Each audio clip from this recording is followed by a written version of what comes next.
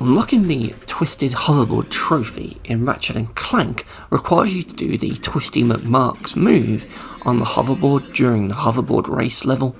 And honestly, this trophy was really easy on the PlayStation 3 version of Ratchet and Clank, but when trying to do this on Ratchet and Clank for the PlayStation Vita, this trophy was an absolute nightmare to unlock, as I just couldn't perform this move to save my life.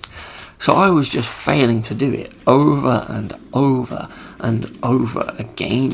And honestly, it really wasn't my fault, because trying to do this move on the PlayStation Vita is just awful in the way that they've implemented the controls for the PlayStation Vita version, as it's just terrible. And you'll end up just raging at this game and swearing blind that this just doesn't work and it's impossible to do this move on the PlayStation Vita version. In order to do this move, you'll have to jump off this big ramp on the track, and you need to hold down each of the shoulder buttons for 1 second each as you're spinning around in order to do this trick.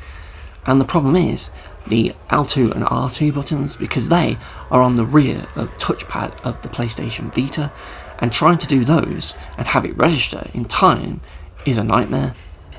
Because the rear touchpad of the PlayStation Vita is just really unresponsive, and it will very rarely register your inputs. So whenever you put your fingers down on the back of the touchpad to try and do the L2 and R2 moves, it will often just ignore what you're doing, and you'll just find that you don't end up doing the move at all.